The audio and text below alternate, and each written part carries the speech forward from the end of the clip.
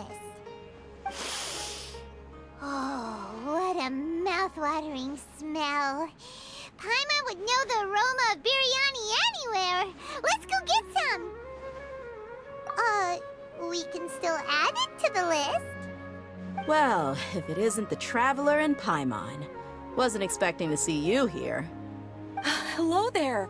Oh, it's been quite a while. Huh, so you two are still hanging out together. Dehya, didn't you say last time that you were gonna head back to the desert?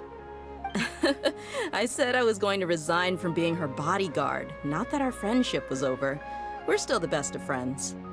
The Holmayanis also still post jobs from time to time. Their pay is always generous, so me and the other mercs never pass them up. I told Dehya to just stay at our place when she took one of those jobs a few days ago. My parents were delighted. They even said that it always felt like we were missing someone whenever Dehya wasn't around. That sounds like something they would say, all right. They're always so welcoming. Anyway, the job is already taken care of, so I was gonna head back to the brigade as soon as I finished a little shopping. But the master kept insisting, and I ended up staying for another day. You can stay for as many days as you want, Dehya. Father hasn't even gotten around to treating you to his best dishes yet. You know I'm not the kind of person to stay put in one place like that, my lady. Don't worry, though. There'll always be next time. What? She said they'll treat you to the best dishes! Paimon can't believe you can still refuse that! But wait. Didn't you say last time that you would take me on a trip to the desert? Why don't you just take me with you today, when you leave? There are so many places I still haven't visited yet. I'm sorry, my lady, but no can do. There's still a few things I need to take care of back at the brigade. Besides, the desert hasn't exactly been the most peaceful place lately. Oh, come on. Not this again. That's also what you said last time and the time before that. I know, I'm sorry. Just give me some more time, and I promise I'll plan the best trip ever for you. All right, fine. To be perfectly honest, it's not that I wanted to go, it's more like I feel like something is off about you lately. Ever since you first set foot on the estate a few days ago, you've been acting anxious and even paranoid. Have you been delaying our trip because you've run into some kind of trouble? Nah, are you kidding? You're worrying too much. Would you swear on that? Friends shouldn't lie to each other, you know. I wouldn't pry any further if you're willing to swear on what you just said. But if something really is bothering you, then just tell me. You know I'll help you however I can. Oh, looks like Junior's was onto something. You're too perceptive, my lady. Seems I can't hide anything from you. I just thought that nothing good could come out of telling you about the messy happenings of mercenaries. Knowing too much only leads to more trouble. Mercenary life is a dog-eat-dog world where Mora reigns supreme. Everything operates on a completely different set of rules. That doesn't change anything about what I just said, though. We're still friends, and I can only support you if I understand what's bothering you. My lady, you're not gonna stop until you drag it out of me, are ya? All right, I'll share what I know. Let's go somewhere else first. This isn't exactly the best place for a discussion. Okay, let's talk here. Just try not to draw any extra attention. As you may already know, the Eremites have both a lot of mercenaries and a complex organizational structure. Many mercs are no different than me, just going around looking for jobs. My brigade is called the Blazing Beasts. We're not a large group, but every member is loyal and brave. However, not all Eremite brigades are like mine. Some are willing to cross all kinds of lines for the sake of Mora. The most notorious is a faction known as Deshret's Relics. Deshret's Relics?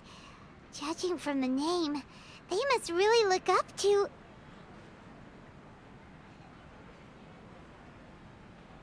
Yep, you got it.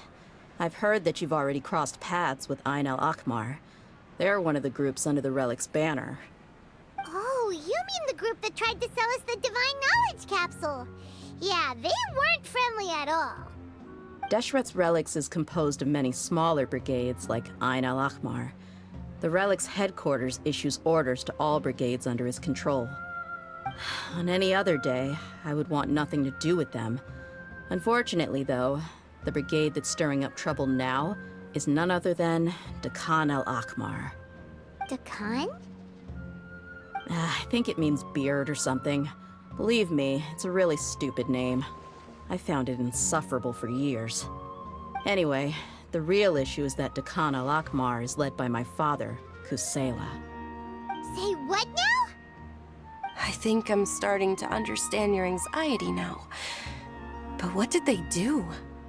I won't go into details, my lady, but they've been involved in a lot of violent incidents. We're talking hundreds. Hundreds? Yep. The scenes tend to be quite gruesome, too.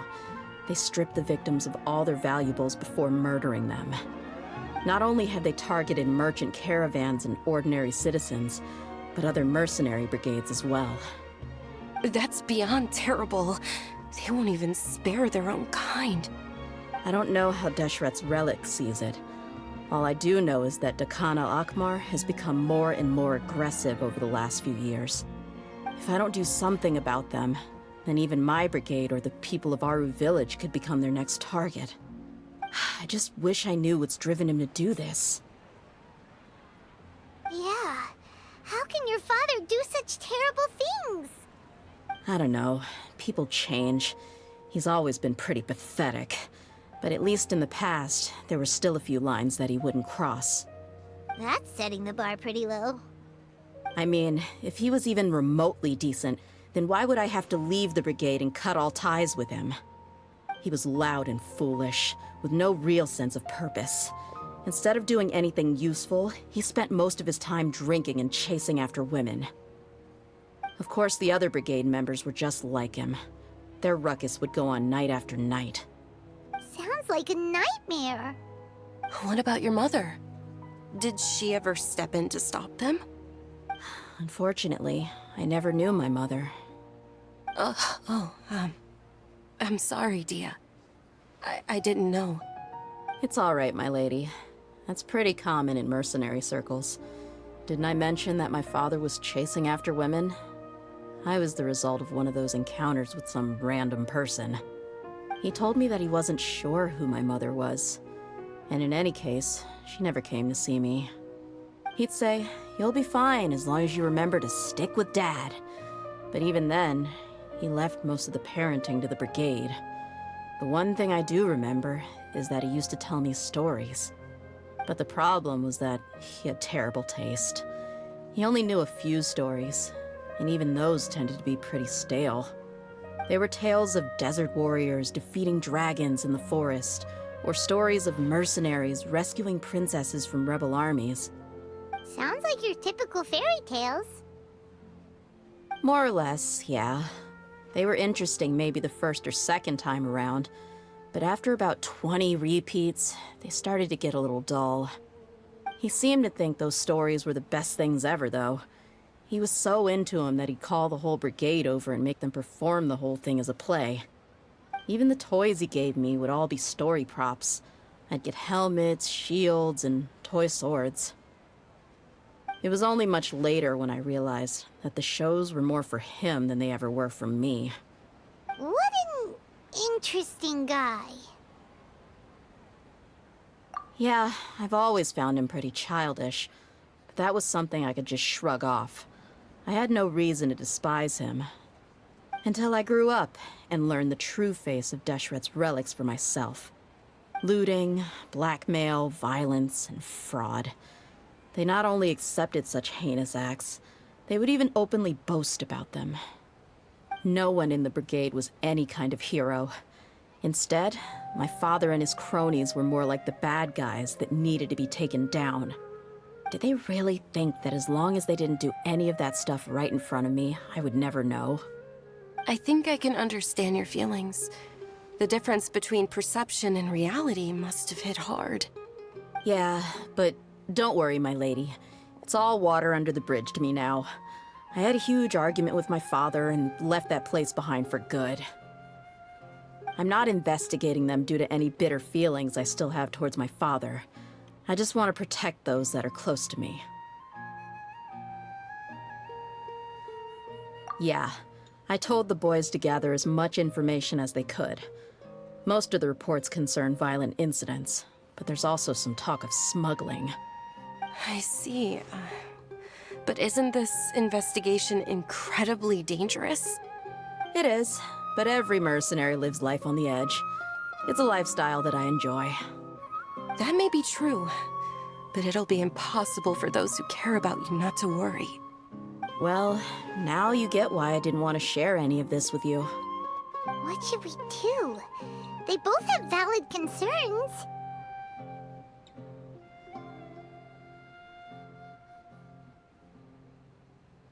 Huh? But there's no need for you to get caught up in this mess, too.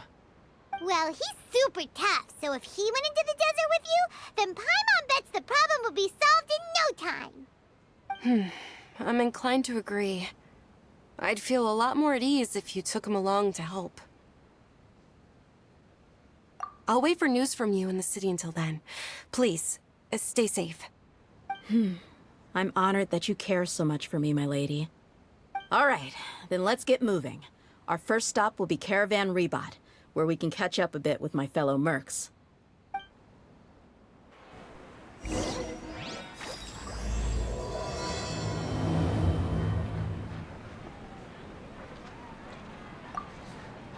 Please be careful. I'll stay in the city and wait for news from you. Just don't do anything reckless, all right? I'm super awesome.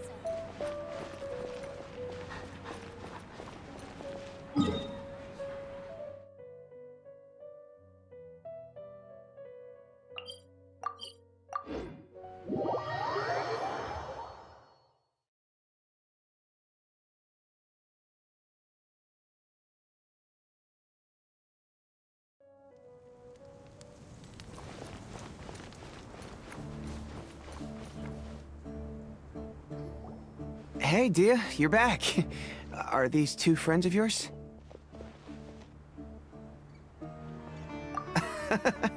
Likewise. There's no need to be so formal with us. We're a pretty casual crew. Anyway, since we've got a newcomer, let me fill you in on what the Khan al-Ahmar's been up to lately. They've become extremely aggressive. Apparently, even their own now have become acceptable targets. They even attack other relics brigades, just the same as any other mercenary brigade. Even the most ferocious beasts still protect their own. And it sounds like they've thrown that straight to the wind. That's right. Once they've collected enough loot off the other mercenaries, they sell it off to a different brigade, or turn to merchants on the black market. A portion of their profits is immediately exchanged for more food and weaponry to be used in their next violent operation. That's terrible! Yeah, and it really makes you wonder why they're so desperate for Mora. A few days ago, Isham and I trailed them for a while, and even disguised ourselves as merchants to conduct trade with them. We were able to learn a few things from the exchange.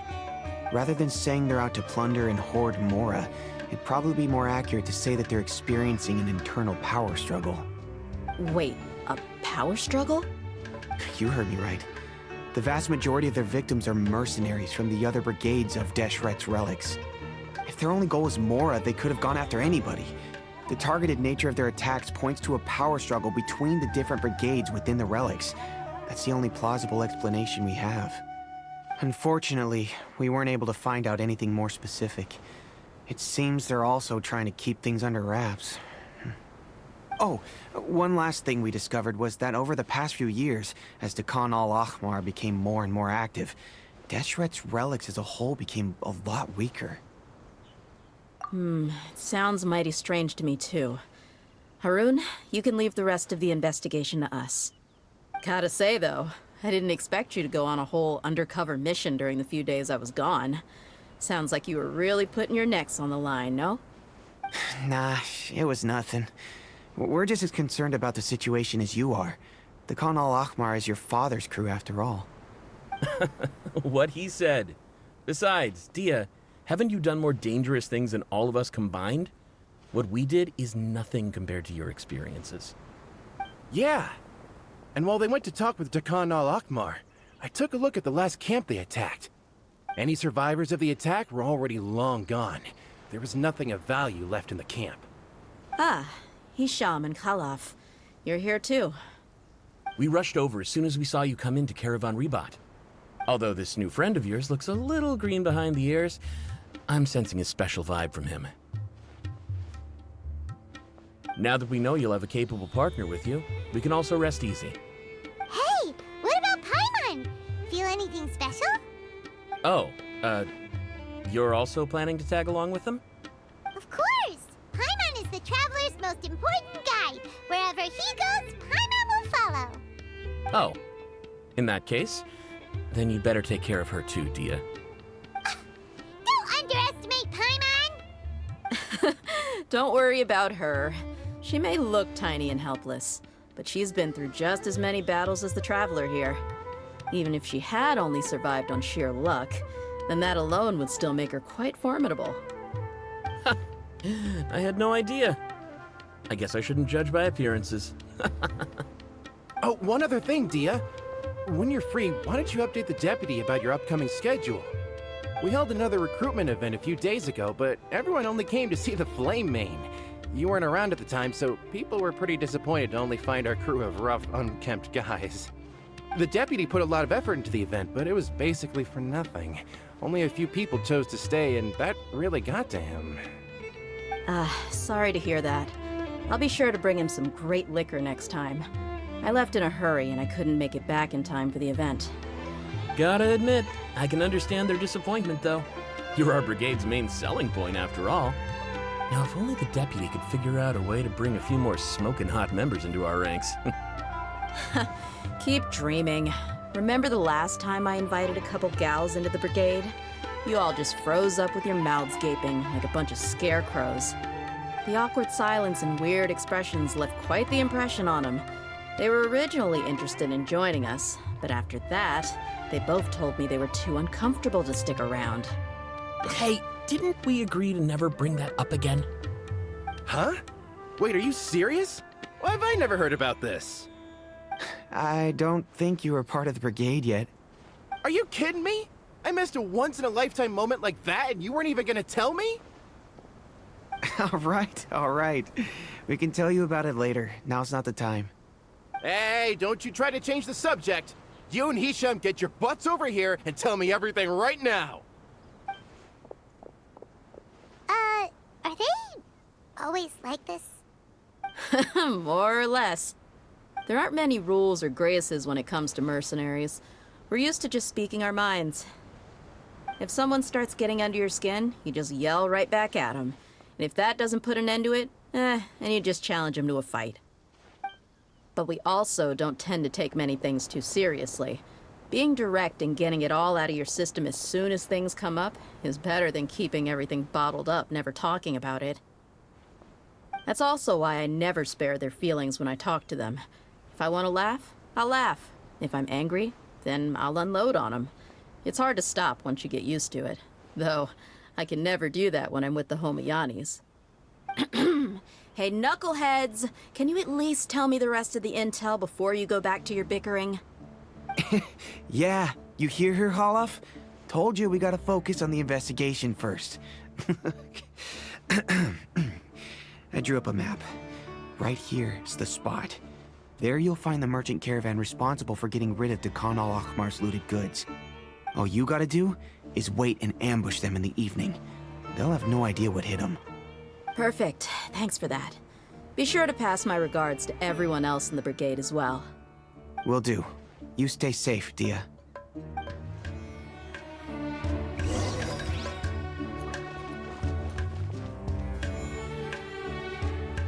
Now, like I said, the two ladies Dehya brought with her were also like super mercs. I'm talking same level as Flame Main here.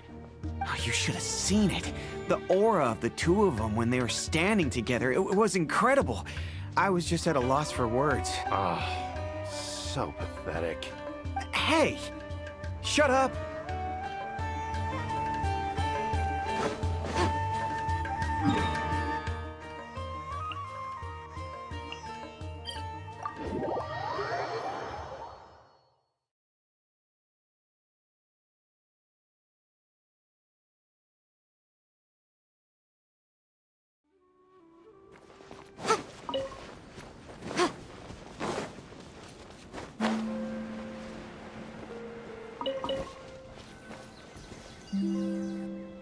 This should be the place.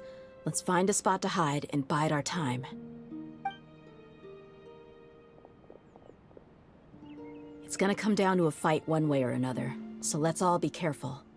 No need to worry. He knows his way around a fight. I'm not worried about that. What I meant is that we probably shouldn't go too hard on the enemy. After all, we still need to get information out of him.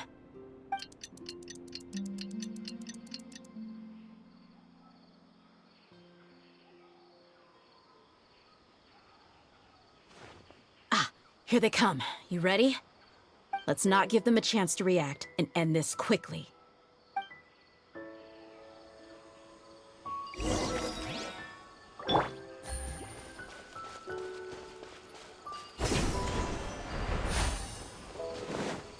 That's close enough. Quietly now. Today. What's alive? Take that!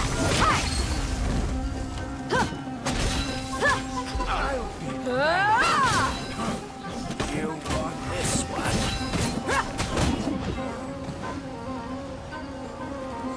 Busted.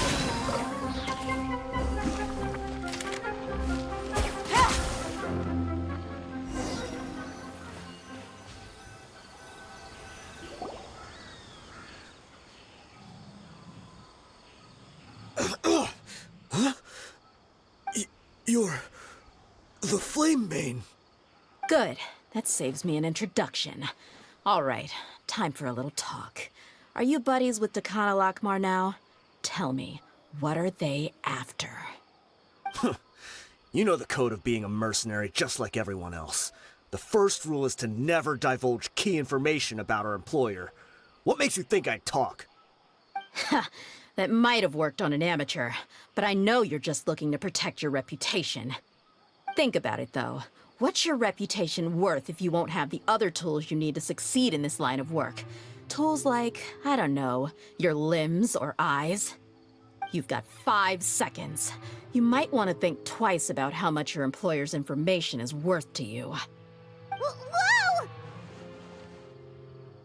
I'm not joking around. We can do this the easy way or the painful way.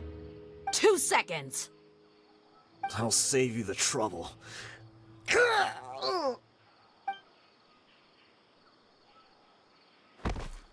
Huh? Are you crazy?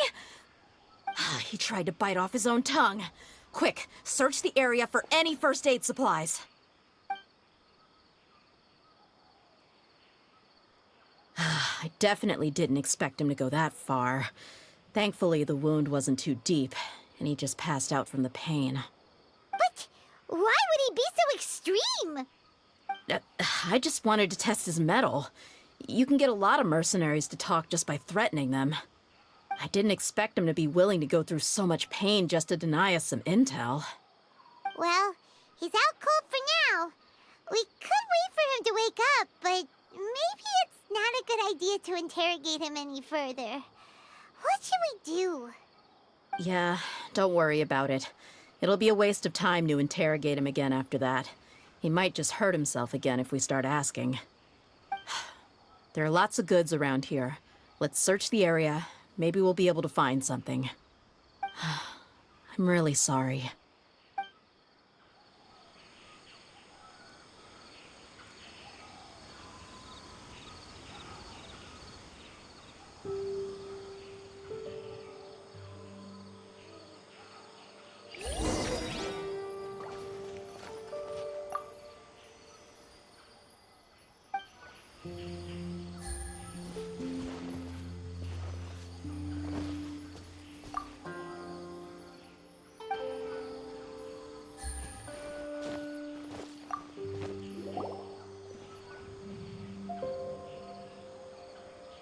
We found a piece of paper with a bunch of names on it.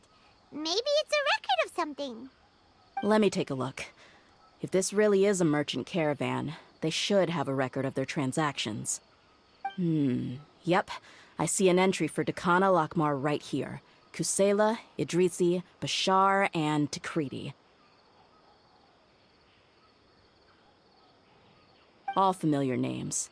Dakana Lakmar has been trading for a hefty supply of food, weapons, and medicine. It seems that in the past, they used to receive some canned knowledge as well. This caravan is just one link in their logistics chain. Once in the rainforest, the caravan will exchange the looted goods for Mora, and the funds will then be passed to a specific person. That person will then pack the caravan full of necessary goods, which will then be brought right back to Dakana Lakmar. Wait, why is there no Mora value recorded for the final transaction? No value? Yeah, every transaction before the last one was marked with an exact amount of Mora, but the final one, where they paid for everything to be brought back to the desert, was simply marked as delivered. Perhaps. But they couldn't have known how much they would make off selling the loot. Do they not care about profit margins at all? Anyway, the next part's the records of the goods themselves. There are a lot of entries. Everything was probably sourced from the rainforest. Huh? What's wrong? Shazamon Homayani? Homayani? You mean Dunyarzad's family? Could it just be another family with the same last name? I'd be surprised to find someone with the exact same first and last name. Shazamon Homayani is Dunyarzad's father, and the head of the Homayani family. Just what the heck is going on here? I'm sorry, you're right. I'll consider what we found and not jump to conclusions just yet. But what this piece of paper confirms is that the Homayani family has been providing goods to Dakana Lakmar. What if the Homayanis have been kept in the dark and don't know they've been trading with Dakana Akhmar? That's a possibility, but if that was the case, why is this caravan specifically named Shazamon as their person of contact? They could have just as easily bought goods such as food and medicine directly from Caravan Rebot or Port Ormos. Yeah, funding violence and looting. The brigade gets the goods, and he is paid the proceeds from the sale of the loot. But why would he do something like this? It's not like the Homayanis are in need of money. I honestly have no idea. I've been to their estate many times, and I've never noticed anything suspicious. The only potentially large expenditure I could think of would be the treatment costs for Dunyarzad's Elazar. Maybe they borrowed a lot of Mora in the past? But that's still just a speculation. I don't think the Master would stoop so low to make Mora. You're probably right. I know my lady's personality, and she wouldn't deliberately keep something like this from us. But what should we do now? All we found is just another mystery. If you ask me, we already have no choice but to confront her about this. I'm not worried. It's too early to make a verdict yet. I still have faith in the Homayanis. Let's go find my lady again. We'll tell her everything and see if she's willing to lend us her support. If we're lucky, we can not only figure out the mystery of this paper, but also follow the trail of breadcrumbs to the people responsible at Dakana Lakmar. Dehya, are you sure this is the best decision? What if instead of getting the help we need, we just end up revealing everything we've discovered to the enemy? I've considered that possibility, but even still, I want to tell her what we found. I think I owe her that much. True friendship is built on trust. She showed genuine concern for me when we first brought up the topic. I can't repay her kindness with doubt and suspicion. That's not how I deal with people. You're right. Paimon wants to trust Dunyarzad too. Yeah. Let's pay another visit to Sumeru City.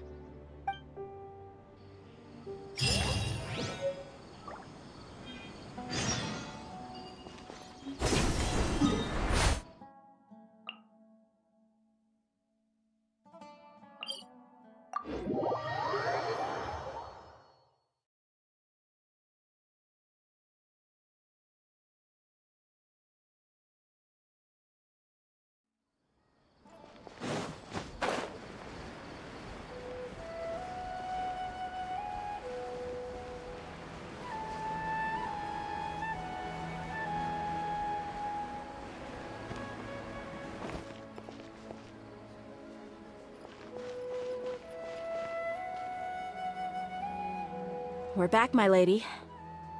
Oh, you're back a lot sooner than I expected. You mustn't have run into any trouble then. Well, how did it go? What did you come up with? Actually, we're still investigating. It's just that we've discovered something strange. I see. The clues you found have led you back here, in the city? Something like that. Yeah.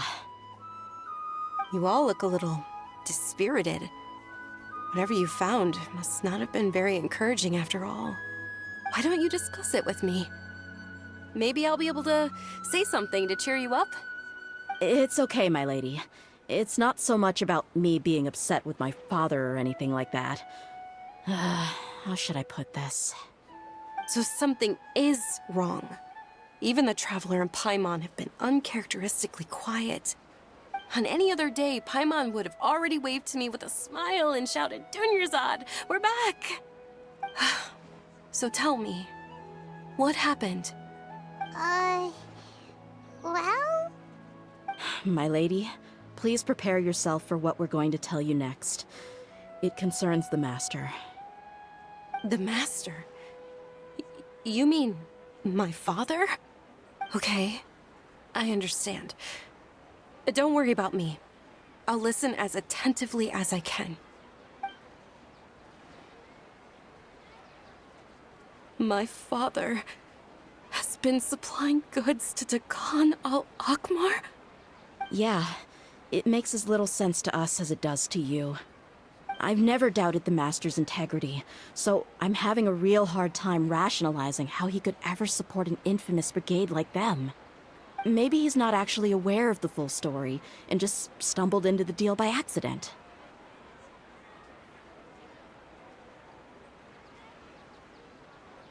I can't help but agree with the Traveler. Huh? You mean you feel the same way, Dunyarzad? Thank you for sharing all this information with me.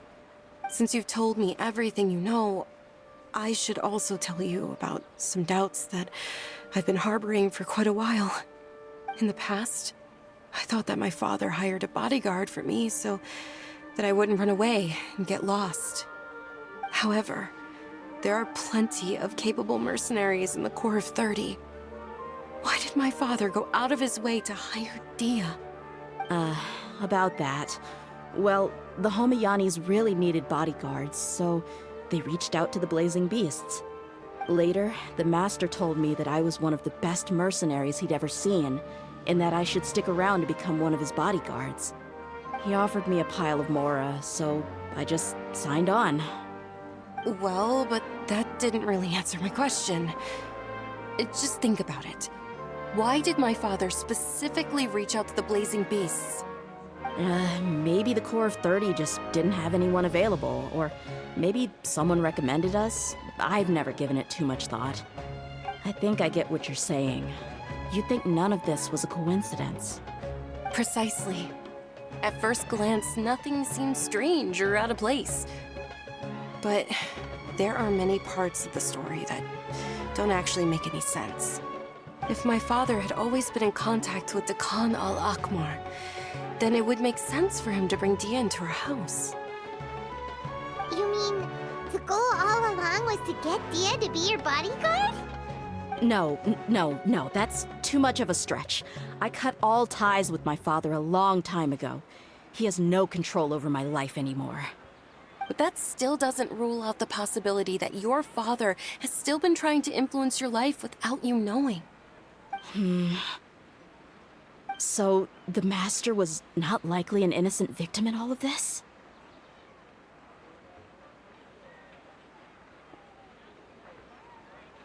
Sorry we put all this on you so suddenly, Dunyarzad. It's okay, Paimon. I should actually be thanking you. Regardless of his reasons, if my father has truly been funding a violent group of mercenaries, then it's my duty to bring him back to reason. But is that really the right thing to do? My father has committed many atrocities and deserves all the punishment that he has coming to him. I have zero sympathy for him. You may call me an ungrateful child, but my feelings will remain the same. However, the Homayani family has treated me with nothing but generosity and kindness. If we decide to investigate this further, we could end up implicating the entire Homayani family. I would be biting the hand that's fed me over all these years. Dehya. It's all right, Dehya. If anyone were to ask, you could always just say that I'm the one who instructed you to get to the bottom of this. You don't have to do that, my lady. I'm not conflicted because I'm afraid of taking responsibility. Besides, you're the one we should all be worried about right now. Hey, it's still too early to give up hope. What was the thing about friendship again? Right, yeah, trust! You said that yourself, Dehya. Besides, there's no point on getting all riled up before we've confirmed all the facts. Thank you, everyone. That makes a lot of sense. I guess I should always remember the trust that I've placed in people. In which case, my lady, could you ask the Master to come out and have a chat with us? Sure thing. I also hope he'll be able to give us a logical explanation. Let's meet at the usual place then. Usual place? Ah, right!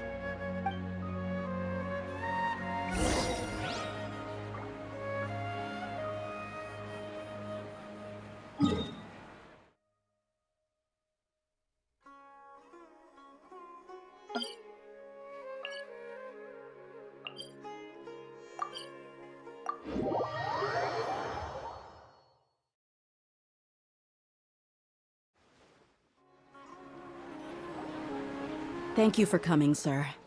Please allow me to introduce these two. This is the Traveler, and next to him is his travel companion, Paimon. Ah, yes, my daughter has mentioned them from time to time. It's a privilege to finally meet them in person.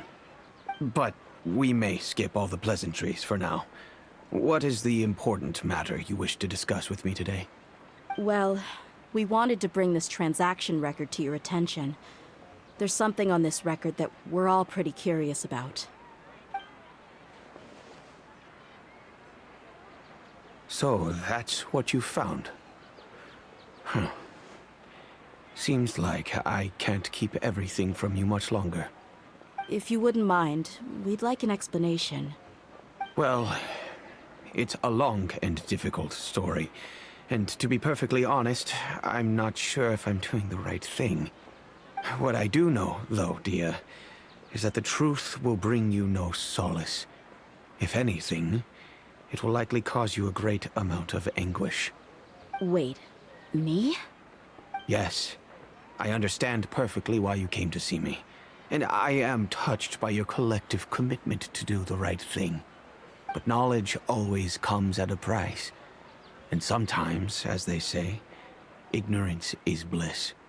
Your father, Kusela, and I both believed that.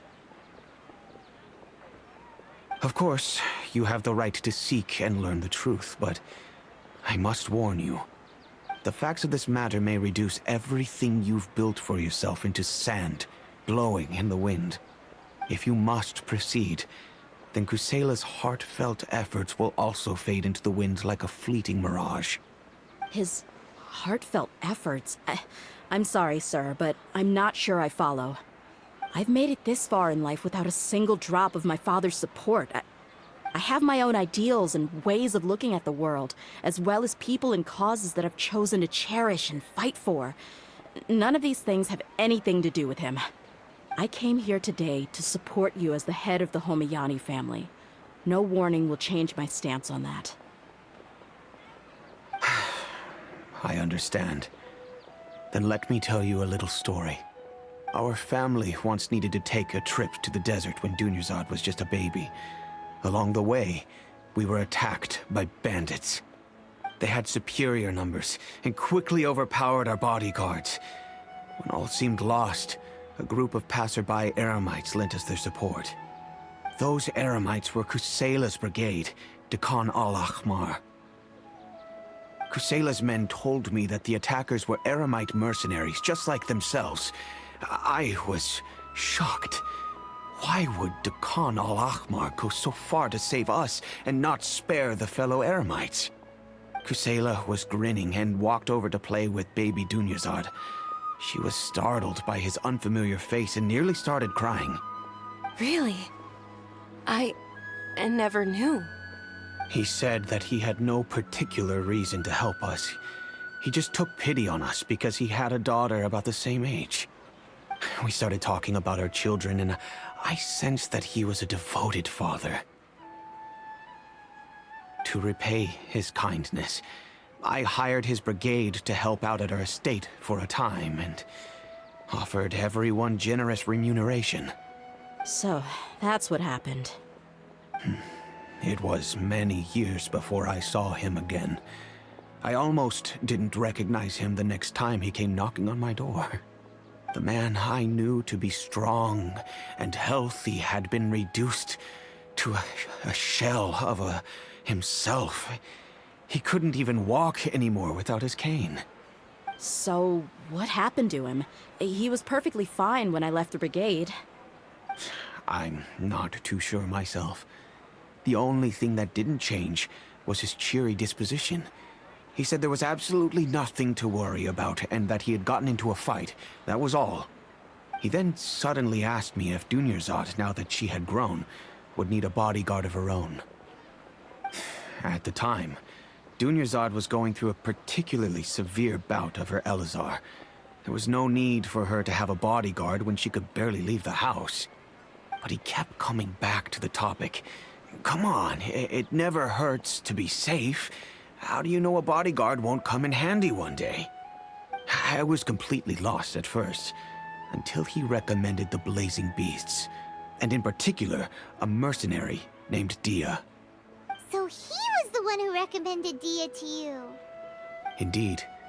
He didn't say it out loud, but it was clear that he saw Deshret's relics as an evil group who would eventually corrupt every member in their ranks. He was already beyond redemption, but he hoped that he would be able to detach his daughter from the vicious world of mercenary life. If Dehya could stay in my house and keep working as a bodyguard, then gradually her affinity for the desert would decrease, and she'd be able to leave her previous life behind. And that's why you offered her such generous compensation? Yes, but not just because of that. From the moment that he asked me for that favor, I also began to see Dehya as my own daughter. And that's also why I tried to persuade you to stay when you asked for permission to leave. I was willing to spend however much it took. Kusela saved my daughter and I all those years ago in the desert. I could never refuse him entrusting his daughter to me. He was always like that, acting like he's oh so smart and self-righteous. Kusela said that he'd reimburse me for a portion of Dehya's fees. I refused to take any mora from him, but he'd always send me funds anyway. Eventually, I just accepted them as a token of his gratitude. And that went on for a while until I received another letter from him a few years ago. The letter contained a request to help him buy food, weapons, medicine, and even explosive materials. Wait! Isn't that around the time that Dekana al-Akhmar started becoming more aggressive? That's right. When I started to hear some nasty rumors, I became wary. I wanted to meet him face to face to discuss things. But by then, he was no longer receptive to my requests to talk. If I had to guess, it's probably because he doesn't want to put Dehya at risk. That thought occurred to me as well. I figured that he probably came to me for help because he had nobody else to turn to. After some deliberation, I decided to send him some food and medicine. I turned down all his requests for explosives and weaponry. I am aware that even such a reduced gesture of support could lead to others coming to harm, but I could not simply reject his plea for help. In the end, it probably was the wrong decision. I plugged my ears to the rumors and just chose a solution that made me feel least guilty about myself. If you can, please tell me where he is now. None of the things he's doing right now make any sense if he's just trying to keep me from getting tangled up in his world. If all he wants to do is steer clear of me, then Maybe he shouldn't have brought me into this world in the first place. Oh no. Dehya, please don't feel that way. I'm just angry because I can't wrap my head around any of his actions. Another way? I don't know. I knew him, and he was nothing more than a childish brute. I can't understand what's going through his head. But I guess you do have a point. We haven't uncovered the whole truth yet. We still need to figure out his exact actions and reasoning for these last few years. I'll do my best to help. Of course, anything between the two of you would need to be resolved between you and him alone. I don't know Kusela's exact whereabouts. Outside of supplying his brigade with some goods, I tried my best to avoid getting involved any further with him. However, there's a man on the list named Jawed. He used to be a mercenary in the desert and is now a member of the Corps of 30. He's responsible for supplying weapons and liaising with the Dekhan al-Akhmar's merchant caravan. I think he should know Kusela's whereabouts. I've heard that he likes to have a few drinks alone and enjoy the cool wind at night outside the tavern. Maybe you'll be able to find him there. Understood. Thank you, sir. Then I guess this is bye for now, unless... I'll stay and be with my father here. To be honest, I'm still a little dazed and haven't finished processing everything quite yet. My father has indeed done something wrong, but if I think about it, I'm also not sure if there was a right way to handle this problem. I feel like our only course of action is to turn everything we know over to the Corps of 30 and let them render judgment. Yes. I am prepared to accept whatever verdict they choose. It's time to face my mistakes.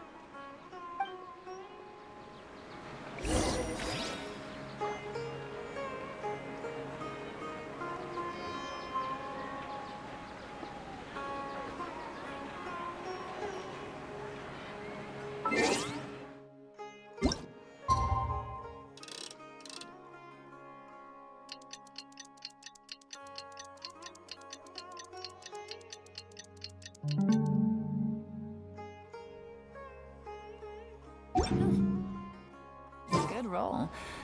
All right, maybe I'll take one more day off and knock out the rest of the work once I'm feeling up to it.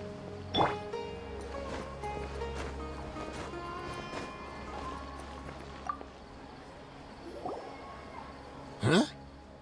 Who are you guys? I know what you've been up to. Smuggling weapons to violent brigades in the desert while working for the Corps?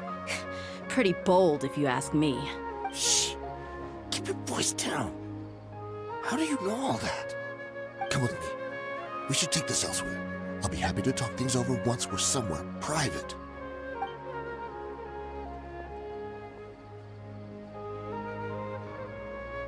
This place should do.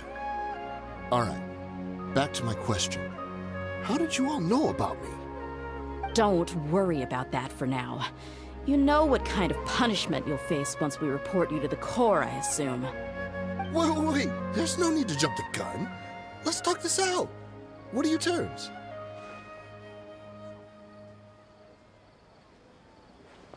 So what's in it for you anyway, Mora? Well, I was a little tight on money at the time, and Kusela took good care of me in the past. I weighed it in my mind, and I couldn't find a reason to turn the opportunity down. I wouldn't only be helping my benefactor, but I could also make some quick Mora. Let me tell you how it is. We're investigating Dekhan al-Akhmar, and we're gonna put an end to their operations. If you provide some help for us, then we might just put in a good word later to reduce the terms of your punishment. Hey, why don't we discuss this a little first? Listen, I made quite a bit of Mora from my last run. Just give me a number, and I'm sure we can... Shut it. My patience is running out. You should know when a mercenary is after something other than money. All right, sheesh. But you gotta promise you'll put in some nice words for me later. They're always on the move. Here's the spot they were at the last time I made my delivery to the desert. Feel free to go have a look. I'm just telling you, though, it's not on me if they're not there anymore. Sure. And then you can forget about any nice words from us. Hey, come on. Now you're just being unreasonable. Really? And how do I know you're not leading us straight into a trap? Don't forget, you're the one with no bargaining chips. All right, I get it. Why don't you go take a look, and if they're not there anymore, I'll try to figure out something else for y'all. Now that's more like it. Let's move. And as for you, try to stick around the city until we get back. You don't want us to call the folks from the Corps and have them drag you back to the city.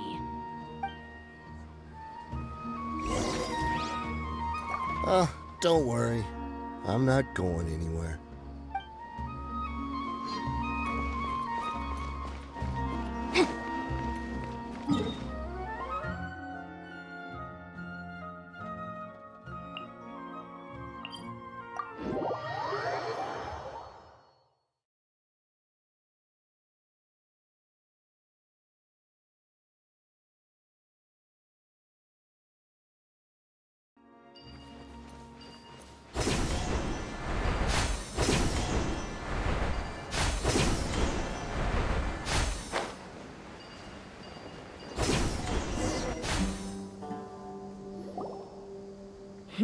Seems like we're in luck.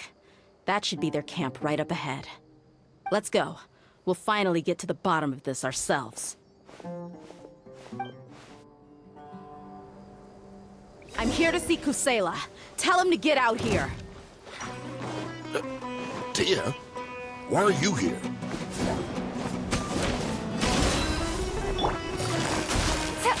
Here comes the catch.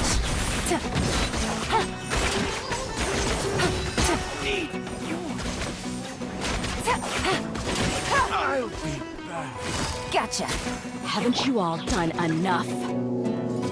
Oh, so are you also here to stop us? Stay out of this. It's got nothing to do with you.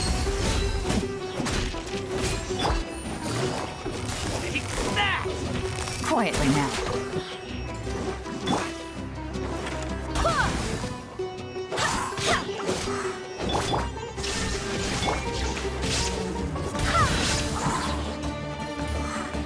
I swear by my sword!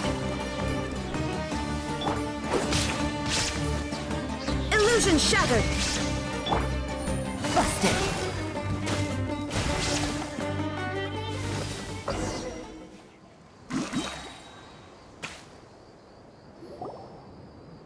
Oh, she's so strong.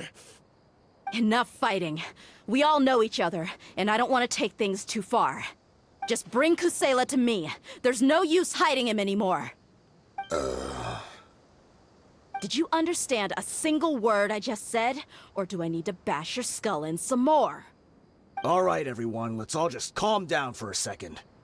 Dehya, the boss can't come out and see you anymore. He died a long time ago. What? Seems like you've been out of the loop for a while. Guess that's for the best, though. At least, that's what the old man wanted. When did he die? What happened to him? A few years ago, Kusela broke up Dakan al-Ahmar and went to the Deshret's Relics headquarters by himself. So is that when you guys started acting up? We would prefer to call it taking revenge. Every last person in Deshret's Relics must pay in blood for what they did. Let me start from the beginning. Dehya, do you know how the head of the Relics maintained order internally? Overwhelming strength and unquestionable authority? Those were a part of it, yes. But just those on their own weren't enough. They had another tool at their disposal. They called it a person's record. Regardless of whether they joined by their own will or were coerced, every person in Deshret's Relics were forced to leave a record of themselves at headquarters. Whether it be their deepest sin, some unforgivable act, or their most immoral exploit, the record served both as a symbol of loyalty and the perfect material for blackmail. That's precisely it. Every one of us have a record. Me, Bashar, Tikriti, and all the boys who grew up with Dehya and ended up joining our ranks. But you, Dehya, you were never asked to provide a record, were you? I never even knew this was a requirement. You were probably the only person in all of Deshret's relics who didn't know about it. Ever since you were born, Boss had been trying to shield you from this organization's sinister rules. Not only that, but he also banned all of us from committing any nefarious acts. He said he'd take care of the dues we had to pay regularly to headquarters. But in the end, he was just an ordinary person. What could he do? He was forced to go to headquarters again and again to account for missed dues and incomplete records. He'd come up with all kinds of excuses and get beaten up as a result. We all knew he was doing that for you. He wanted to get you out of this world, no matter what it took. And that's why he became a shell of himself and couldn't walk without a cane. Wait, but that doesn't make any sense. I didn't know about any of this, and I'd never seen him get injured or beaten. Because you were too young at the time. How would you ever tell between wounds from a beating and wounds from battle? When you left home after that final argument with him, he seemed to age by a decade overnight. Even his hair went gray. So, even the blazing beasts were... Yep. It was all his doing. Had he not arranged them to come to you, you probably would have been reduced to a pulp before you ever left the desert. A few years ago, Boss said he needed to make another trip to headquarters. He was already pretty weak then, and we all assumed he was going to get beaten again. I suggested that he hand the role of leadership over to me, but he said there was no longer any need, since the Khan al-Ahmar would soon be no more. His words made no sense to me, but that night, we heard that a massive fire tore through headquarters and razed everyone's records to ash. Everyone gained their freedom that night. Many members fled, not just from our ranks, but from the other brigades as well. But how could we leave with a clear conscience? All of us who knew exactly what had happened. The boss can't have just died for nothing. Those heartless jerks at headquarters took him from us. From that point on, the sole purpose of the Khan al-Ahmar became revenge. The big fire that Boss started was quite a blow to headquarters' strength. It's given us the opportunity to launch our attack. Even though we're outnumbered, we vowed to see our revenge through to the very end. There were people from headquarters who changed their names and went into hiding. Some fled to other brigades, and others escaped to the rainforest. But we won't let any of them escape our wrath. They'll all pay for what they've done. We've suffered plenty of losses as well. To keep going, we need an enormous amount of supplies, from food and medicine to weaponry and explosives. All we can do is exchange our loot from Mora, and then use that to get supplies. We forged Boss's handwriting and sent out many letters to his former friends. Thankfully, many people were willing to come to our aid. We were also able to attract many mercenaries who shared our goal. We've endured unspeakable pain to win many impossible battles. Deshret's relics have become weaker and weaker, and now we finally have an opportunity to directly strike their headquarters. Paimon doesn't know what to say anymore. We do know right from wrong, but we were sinners from the very beginning. We do not deserve the freedom that the boss won for us with his life. Boss always loved his old-fashioned hero stories. Those tales about sacrificing yourself to save the world. We used to always laugh at him for it. But in the end, he really went and lived those stories out himself. As for me, I never considered myself a hero. We're all the lowest of the low. We have no right to even imagine such an existence. But maybe those hero stories he liked foreshadowed everything that was to come. The spirit of the hero touched all those he had saved, and more people joined his cause. Maybe we were all just acting along with the play in the beginning. But as we acted the parts and recited the lines, we were drawn in. And now, we want to see the story through to the end. I'm sorry, Dehya. I know you always found us insufferable ever since you were young. Just think of this as a madman ranting. I'll go with you. Huh? Dehya? You wanna go with them? I grew up with these guys, and I know they're not bad people. It's just that some situations get so bad that it's difficult to tell good from evil. All I know is that Deshret's relics must be destroyed. Furthermore, I want to go see the place for myself. I want to know if my father is still there. I know you don't want to get involved in this, so there's no need for you to tag along. I can do this on my own. Yeah. Paimon feels like we'd only regret it if we don't see this through to the end. Thank you. We'll be a lot stronger together with you. I bet Boss would lose his mind if he ever knew you'd join us at the very last moment like this. Considering all the losses and injuries we sustained, we can't afford to turn down someone as powerful as you. He can think whatever he wants. But the fact is, I owe him this much.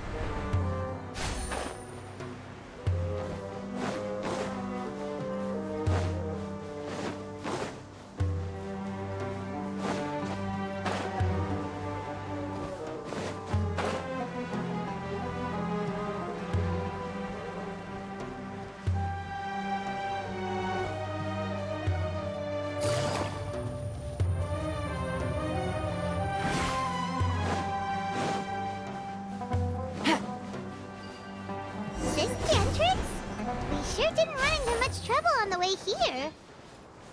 Should be. I don't think they have enough manpower left to post guards and defend their perimeters.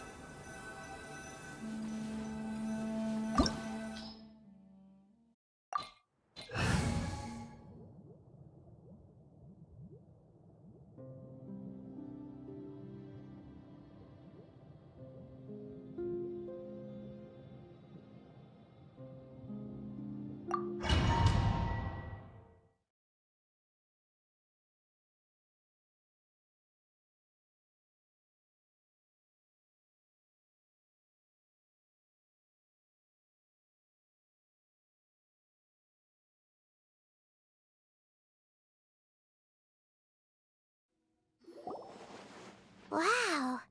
Paimon didn't expect it to look like this on the inside. They should all be holed up in here. Don't know how many people they've got left, though. Who cares? We'll round up all of them. Still, we should be careful. Even if they've only got one shot left, it could still take us out. Yeah, we'll know what they're really capable of once we've landed some hits on them. Deshret's relics may have been a force to be reckoned with before, but their name means nothing now. Yeah, they don't stand a chance with you here. I'll take the lead. I've been here once before.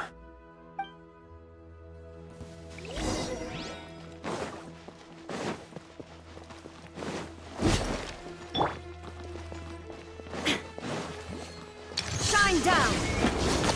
You are not welcome here. Quietly now. Incinerate!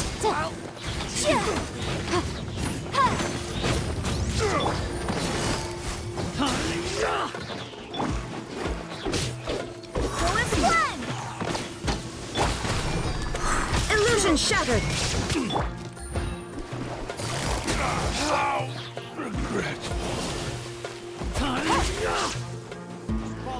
A new punching bag.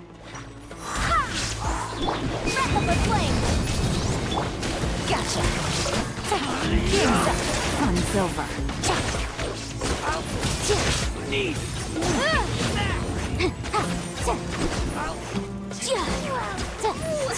Lucky today.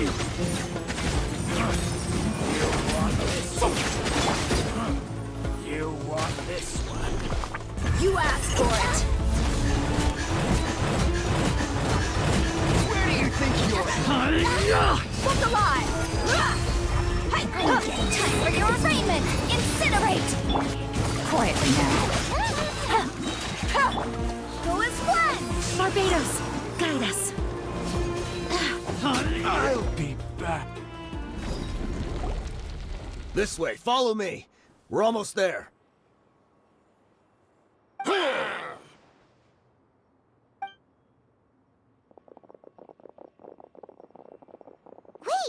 They went charging ahead without checking for any traps! Hey, you guys okay?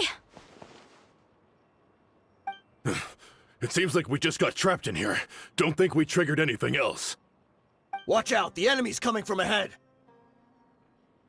Well, now that things have come to this, seems we'll have to fight our way through.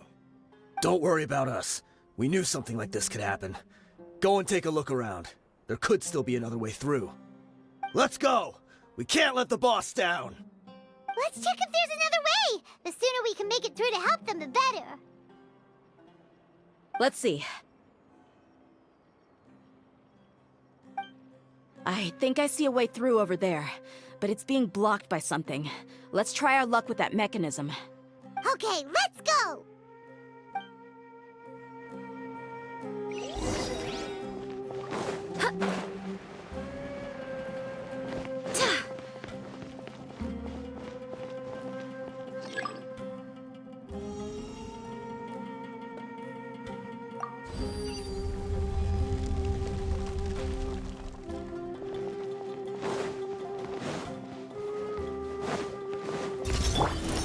Gotcha. Motion to compel.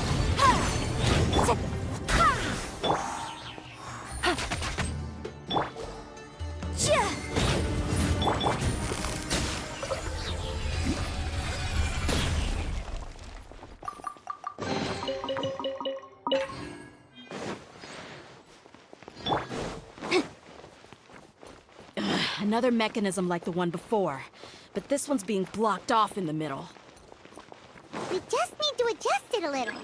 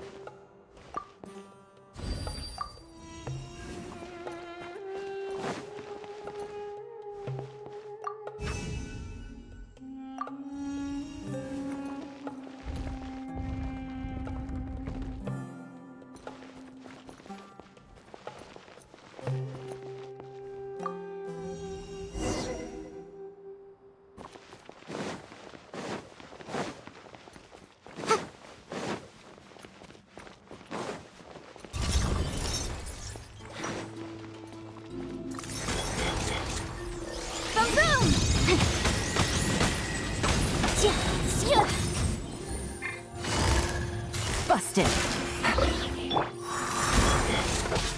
Motion to compel. Inadmissible evidence.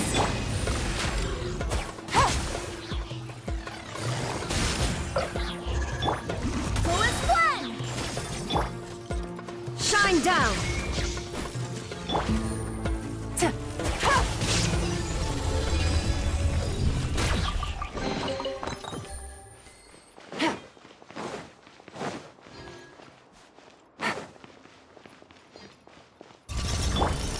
I swear by my sword! Gloves off!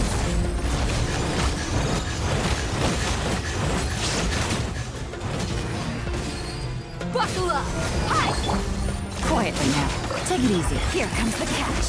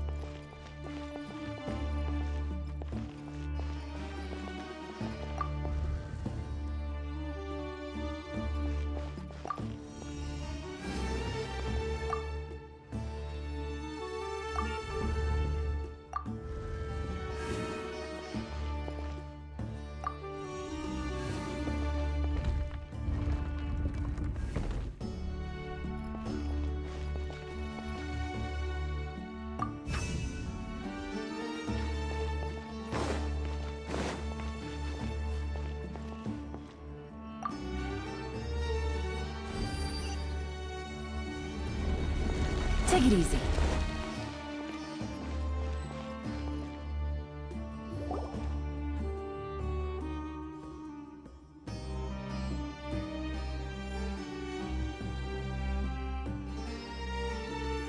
I wasn't expecting anyone to make it through from the other side. But as a desert dweller, I suppose we should be used to our folks defying all expectations. Don't waste your breath. You have nowhere to run. Run? Had I wanted to run, I would have fled 1,000 times already. I witnessed the golden age of Deshret's relics. Even if I could leave this place behind, all that awaits me now are endless days of humiliation and ruin. Even now, my brothers and I still believe in one thing.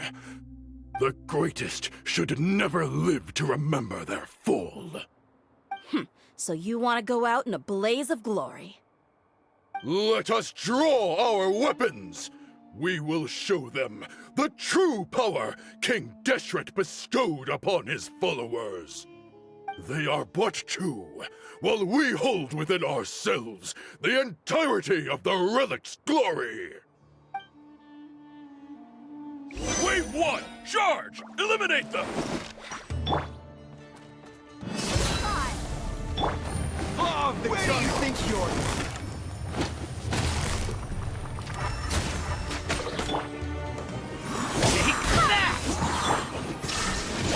Turn to oblivion! Ha! Ha! Ha! Ka! There is no escape! Don't think that you've won. We're just getting started. Incinerate! Time for your arraignment! Now you will. Barbados, guide us!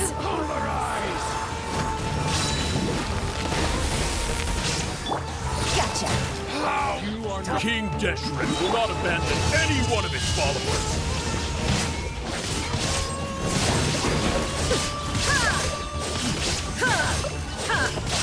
You asked for it! Now you're testing my patience. Ow! Will. I'm getting sick of this game. Wrap up the flame! Motion to compel!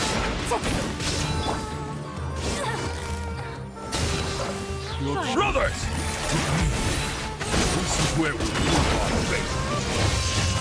You all just wanna die? None of us plan to leave this place alive!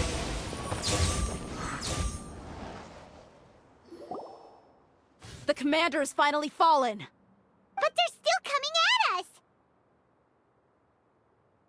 This place is like a gladiator's ring. They just keep coming no matter how many we beat! Yes, keep fighting!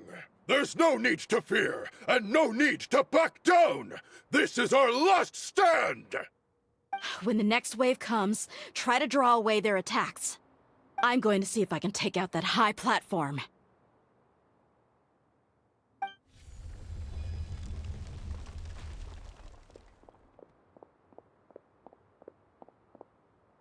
Get out of my way! Come and face me, Michel! Ugh, so they've broken through the front as well. Apologies, Lord Michal. They fight like absolute madmen. No matter how much we throw at them, they just keep coming for more.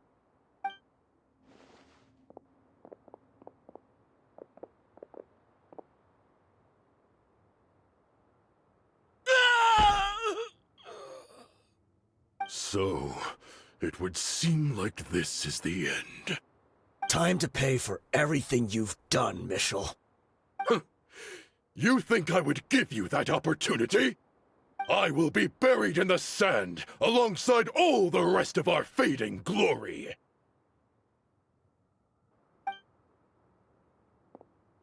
Hey, wait!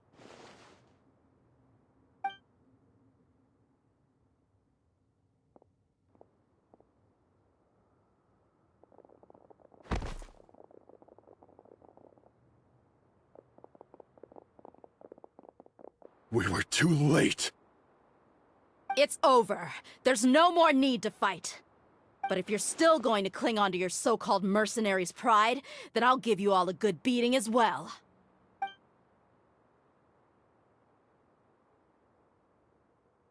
Hey, Dehya! I found the mechanism. I'll get you all back up here right away. Let's go.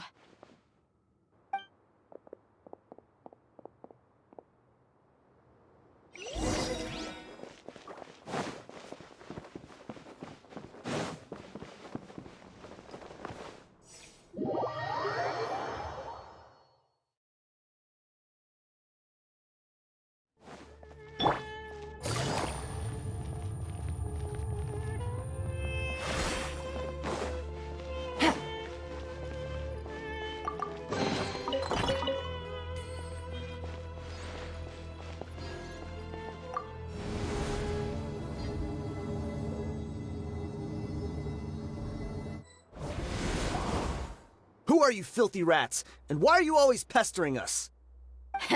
You call yourself a member of the infamous Deshret's relics, and you still can't even tell who's made it all the way to your headquarters? Who knows what intent a bunch of rats may have? We try to catch a couple, and you all just show up on the other side instead.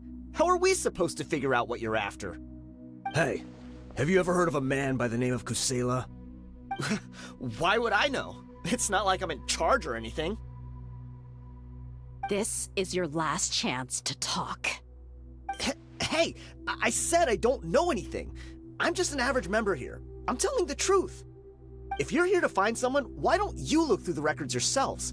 Who can remember every name and face with so many people coming in and out every day? The irony. His life became a light for so many, yet to others, it wasn't even worth remembering. Where's the records room? Answer me! It's right over there. All the files are in there.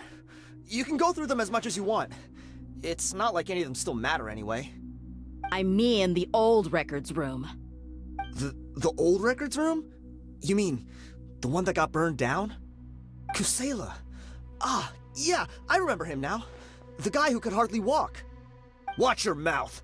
That's our boss you're talking about. He was definitely faking it. We all let our guard down as soon as we saw him come hobbling in.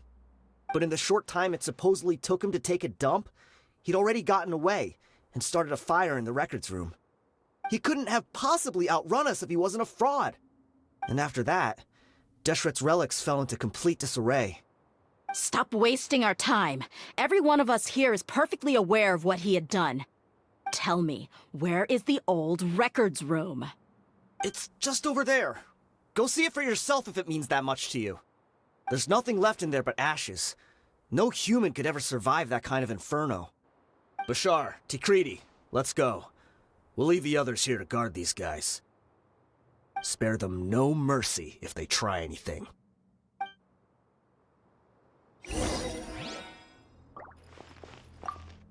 I've already told you everything I know. Can't you just leave me alone?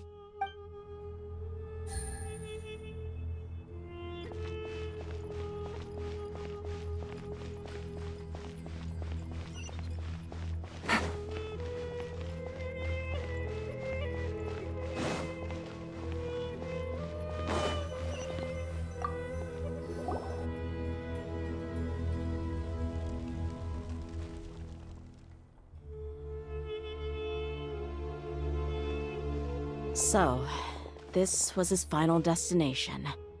How did he do it? Getting past all the guards with a limp and sneaking in here to start a fire?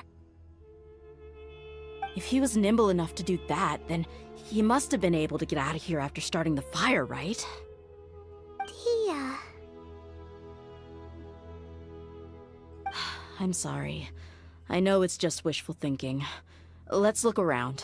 Maybe we can find something that's been left behind.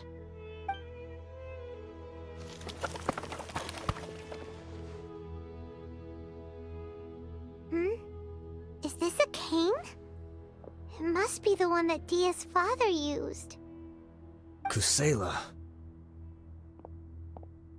Thanks for everything, boss.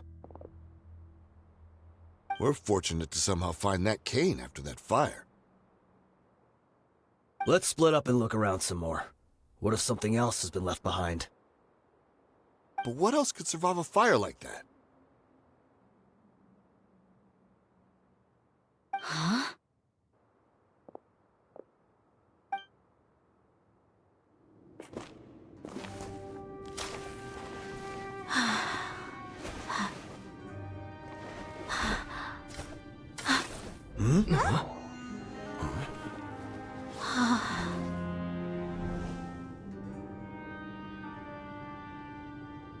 Thought so.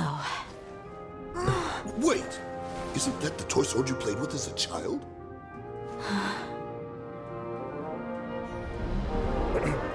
The dragon is no more, for Princess Dehya has slain it.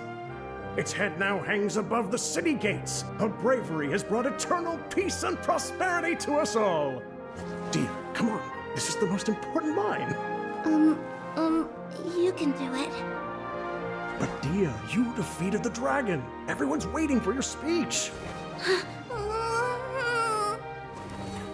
Still too shy, huh? All right, I'll do it. I hereby proclaim our victory. Evil shall plague us no more.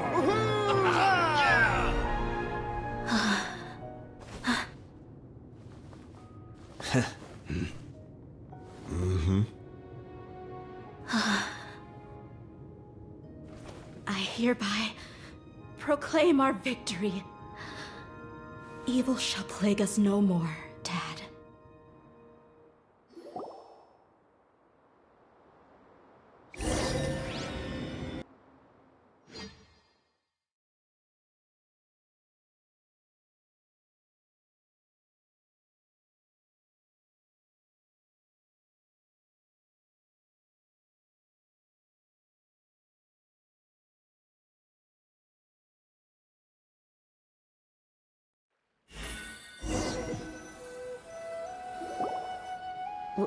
What's this? Don't you remember? You asked Paimon what she would do if she were to wake up tomorrow with loads of money. And Paimon said that she would get boatloads of tasty snacks. You looked super confused at the time, but said it was an adorable thing to say. These opportunities don't come by often. So today, Paimon's gonna treat you to a special crash course on Paimon's life philosophy. Hey, come on! Paimon's not that stingy. Anyway, the point is that you should eat to your heart's content. You'll feel better for sure once you've gotten something in your tummy. Dunyarzad will also be here shortly. She's already heard that we're back. Aw, thanks you two. Honestly, this is very unlike me. I just had a lot on my mind on our way back, so I didn't know what to say. My chest was filled with all kinds of intense emotions. They just shook me even more than all the feelings we've shared during our previous adventures. But when everything came to an end, those emotions also vanished without a trace, and I was left feeling more empty than ever before. It was as if I'd lost the thing that was most important to me.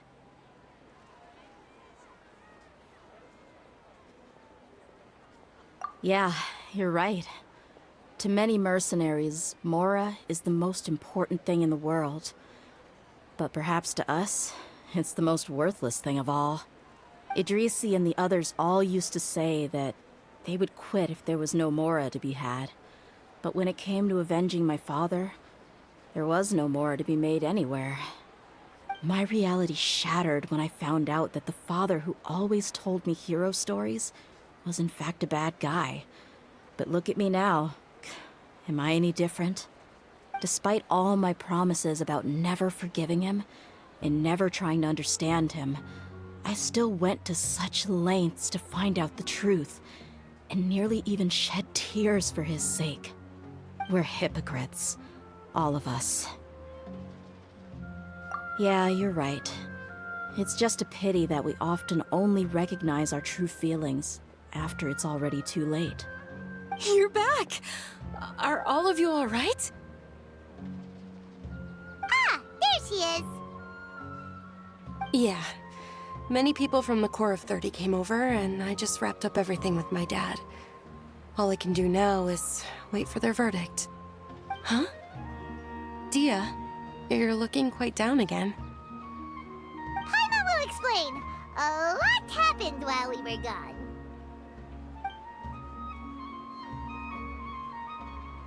I'm sorry. I really should have controlled my emotions better. I just... It's all right, my lady. You were hurt by all of this as well. Truth be told, I'm starting to feel a little guilty watching you cry like this. Dehya, your pain must be even worse. You shouldn't need to comfort me. Hey, don't worry about me. If anything, this whole thing has finally shown me the difference between illusion and reality. My father probably thought that people could settle into new lives as long as they moved to a new environment. That thought has even crossed my mind a few times. It's like saying, what's wrong with adapting to a new life? However, there was always something deep within my mind that refused to accept it. This impulse brought me great turmoil, and even made me feel ashamed for turning my back on your father's kindness. But now that I consider it again, it all makes sense. The desert sands are a part of who I am, and I will never be able to lead a peaceful existence. I understand how you feel. That doesn't mean I won't be making any changes to my life, though. As an example, I'm now thinking about taking on some small odd jobs. It's just like Idrisi said. I also want to catch up to my father and become a character in his play. Even if the ending of the story may be childish and ridiculous, it won't really matter. Isn't that neat, though? Oh, you'll be a whole new kind of mercenary, one that's not out for Mora. Why don't we go for a change of scenery once we finish eating? What about stopping by the Grand Bazaar again? Right. You said you wanted to get a rug for your family. We'll come along too. I can't thank you enough for taking care of me this entire time.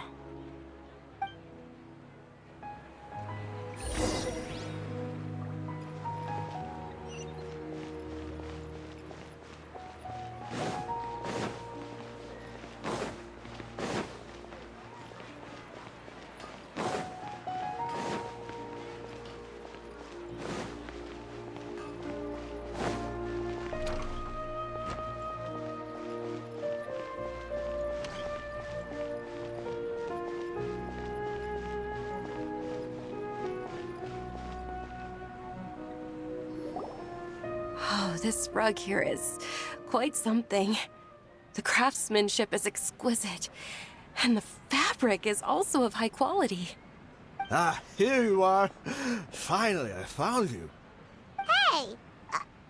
Aren't you that mercenary who bit his tongue? You can still talk? Wait, are you here to take revenge on us? What are you talking about? Do I look like I could take you all in a fight? I just came here to give you something. I'll be on my way to give myself up to the Corps after this. Once I woke up, I hurried to the Khan al-Ahmar's camp, hoping to alert them to your presence. But when I got there, I found no one except the members who were still too injured to move. Ah, so you probably got there after us. Yeah, they told me that they had exacted their revenge, and everyone had turned themselves in to the authorities. Even that last camp was not going to last for much longer. I had joined the cause to repay an old favor from Kusela. Now that everyone's already turned themselves in, I might as well do the same. One of the injured members gave this box to me, and told me that it contained some of the old man's last possessions. Everything left in the camp will get confiscated, so I figured I should get this to you before the Corps could get their hands on it. Thank you. No worries. We are all just living our own truths. There's no need to comment or judge anyone for it. So this box contains everything that Dia's father left behind. Huh. It feels lighter than expected. Well, back in the day, the first thing he did with any Mora was spend it on things like drinks and meat. But let's see what's inside. What's this? It's just a bunch of junk. It kinda stinks. Perhaps it's just been left unopened for too long. A handwritten copy of a storybook. The paper's already yellowed, and it looks like it's about to fall apart. It was against the Academia's rules to possess books for personal use. If he was going to break that rule, he could have at least copied something useful. That probably means this was really important to him. And here are a few bags of children's snacks. The packaging's completely deteriorated. Maybe that's where the smell was coming from. Did he get those for you? Yeah, but here's the thing, though. Even when I was a child, I was never a fan of these kinds of snacks. He'd always say that he got them for me, but in the end, he always ate more than I ever did. Who even leaves snacks in a box like this anyway? Isn't that just common sense? Forget it. Let me see what else is in here.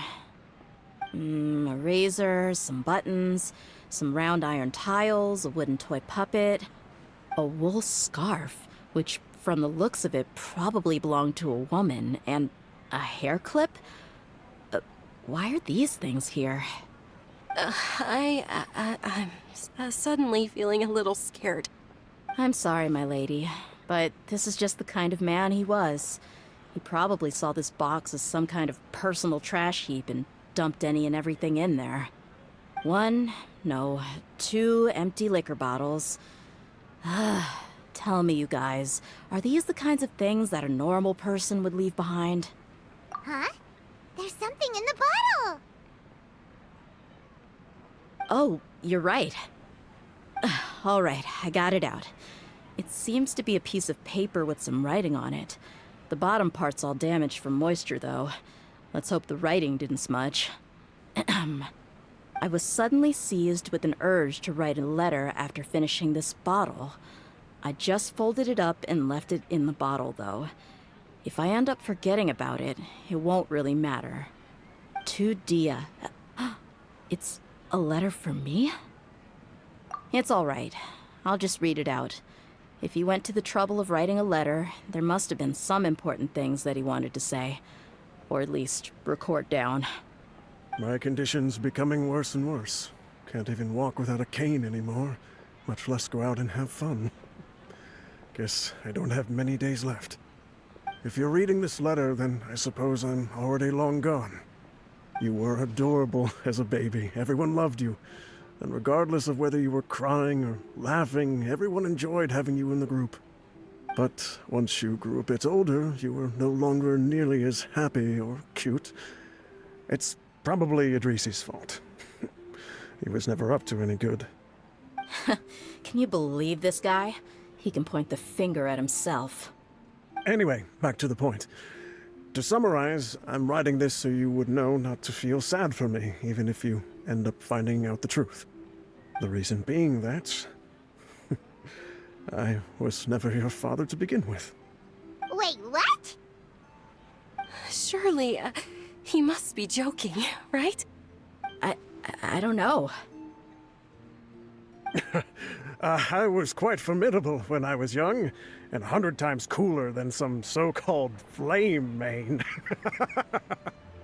Really felt like the whole world was under my feet. With just a teeny tiny bit of effort, I felt I could rule over the entire desert. But as fate would have it, I went out into the desert for a drink one day, and discovered a baby in the sands. It was you. You were just lying there, small and helpless. You were so tiny that if the wind blew for just a little while longer, you would have been buried forever. But your cries were so loud they made my head hurt. Now that I think of it, you really were a bundle of energy. Sounds like he's serious.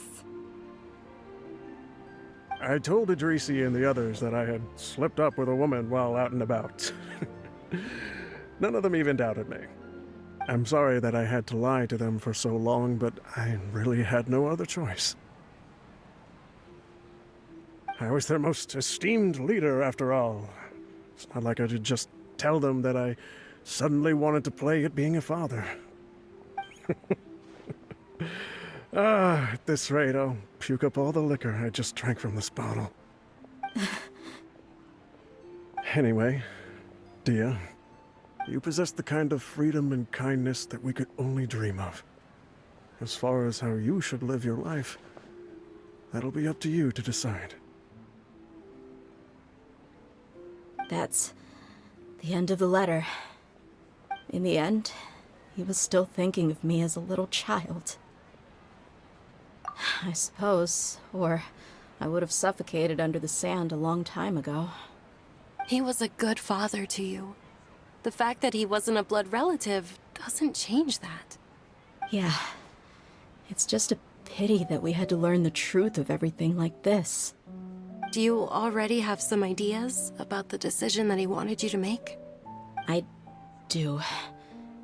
If he first found me alone in the sands, then I want to try my hand at finding the person who abandoned me. I just have one wish. To tell them a story. That there once existed a childish and foolish jerk with a heart of gold. And that only under his care was I able to grow and mature into the person I am today. If you end up finding any leads, can you share them with us? We go on adventures all the time. Maybe we'll be able to find some information for you. Sure, I appreciate it. I wasn't expecting you to be so enthusiastic. I'll help too. Thank you. All of you. Thank you so much. My life has certainly had its twists and turns, but I've always considered myself lucky. Because no matter where I've gone, I've always been surrounded by incredible kindness.